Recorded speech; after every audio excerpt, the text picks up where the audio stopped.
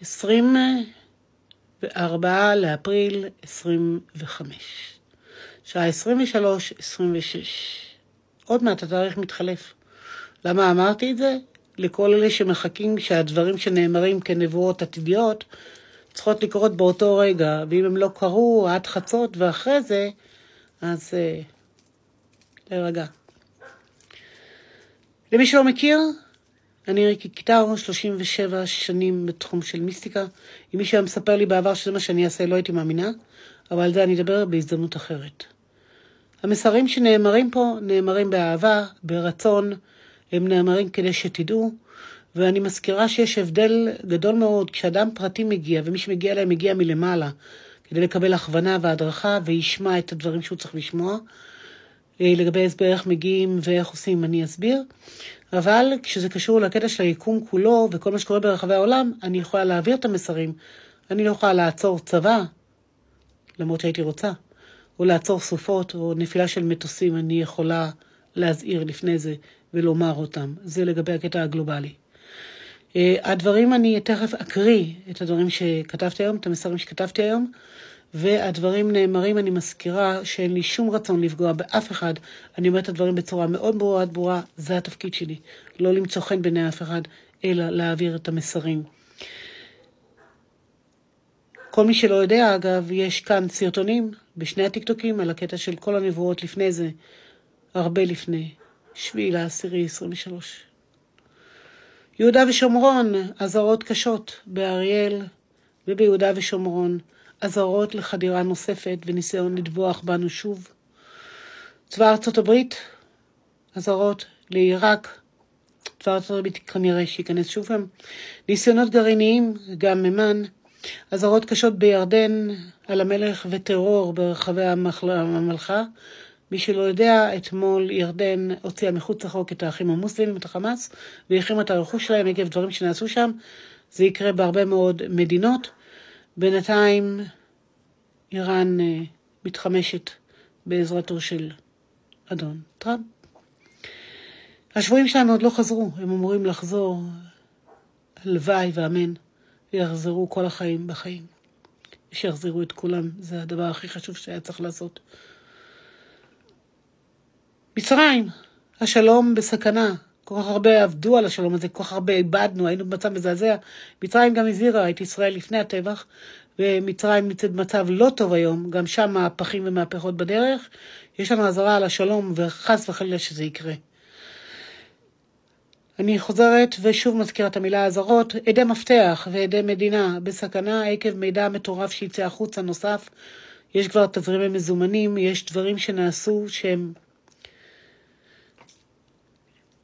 בגידה במדינה, ובכלל בזמן מלחמה, ולחשוב, ומי שלא מאמין, תבדקו את עצמכם, כי זה לא פייק ניוז. לצערי הרב ולצערם של הרבה מאוד אנשים, נעשו פה דברים איומים כנגד המדינה, ואנחנו בזמן מלחמה, 1.5 שנה. להזכיר שאפשר היה למנוע את כל מה שנאמר, מה נעשה פה, וידעו מראש, וכדאי שתבינו בעצם מה קרה פה.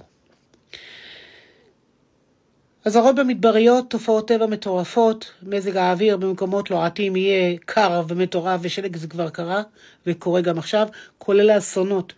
אני מזהירה שוב גם לגבי הנושא של פגיעה בכל רחבי העולם, במקומות קדושים, באנדרטאות, ואני אחזור, מסגדים, מנזרים, בתי כנסת ומסגדים ייפגעו בכל רחבי העולם באסונות מטורפים, משריפות ועד יריות ועד חטיפות ועד סמלים, אנטישמיות ומעבר לזה, כי זה גם מסגדים בקטע זה אנטישמיות, והקטע של בעצם מנזרים וכנסיות זה בקטע של הנצרות, ויש עוד כתות ויש עוד, והאסונות הולכים וגדלים עם הרבה מאוד נאצה והאנטישמיות שמתגברת ברחבי העולם. המזהרות הן גם במדבר יהודה. אזהרות טנקים באילת, כך הגיע המידע. התנהגות מוזרה של חיות, להזכירכם כריש בחדרה טרף בן אדם בשבוע, והמידע שהיה לפני זה שאני העברתי, היה שההתנהגות מוזרה ביותר של חיות ברחבי העולם, אם זה יברחו מגני חיות, אם זה יבריחו אותם, אם זה התנהגות מטורפת של עופות, של כל מה שקשור בנושא של בעלי חיים. מצד שני, גילויים של הרבה מאוד חיות פרה-היסטוריות, ופרה-היסטוריה גם שתתגלה עם מראים ומידע שיעזור וישנה את פני ההיסטוריה. מנגד, גלקסיות חדשות, כוכבי לכת חדשים, וגם חיים שהתגלו.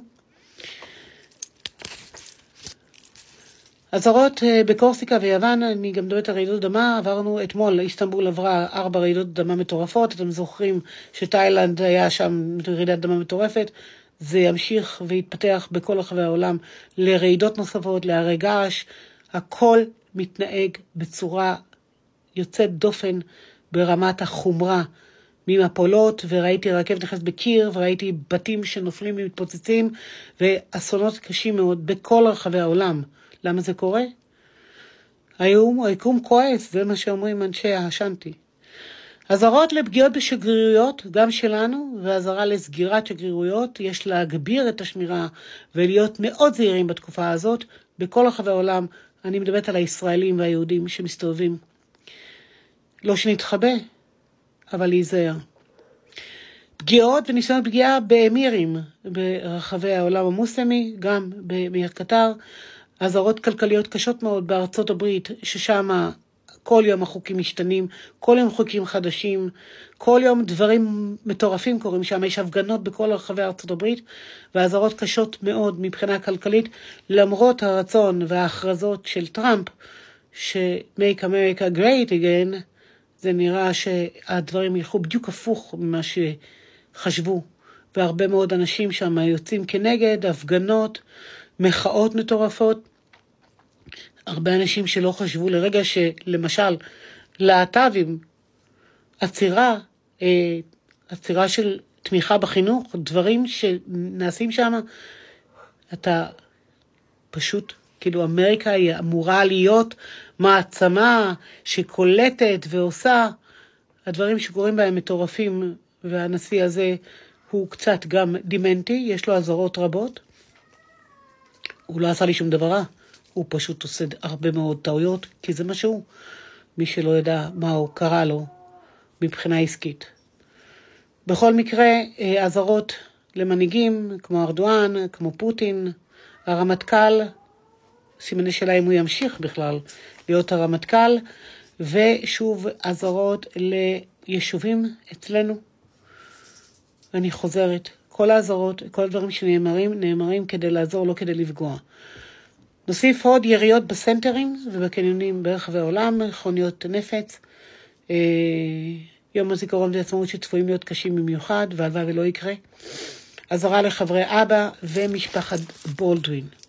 למי שמדבר על דברים טובים, צריכים להיזהר מדברים קשים, לא צריכים להיזהר מדברים טובים בדרך כלל, אבל אנחנו צפויים למהפך, ממשלת איחוד לאומי, שינויים גדולים מאוד שיחולו פה מבחינה כלכלית.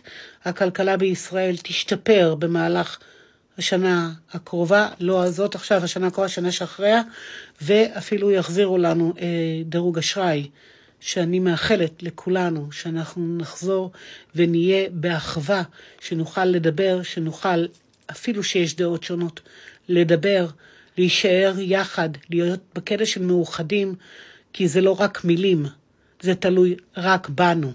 אנחנו תחת אותם שמיים, על אותה אדמה, ויש פה שנאה מטורפת, שלא סתם נוצרה. דאגו מאוד שזה יקרה.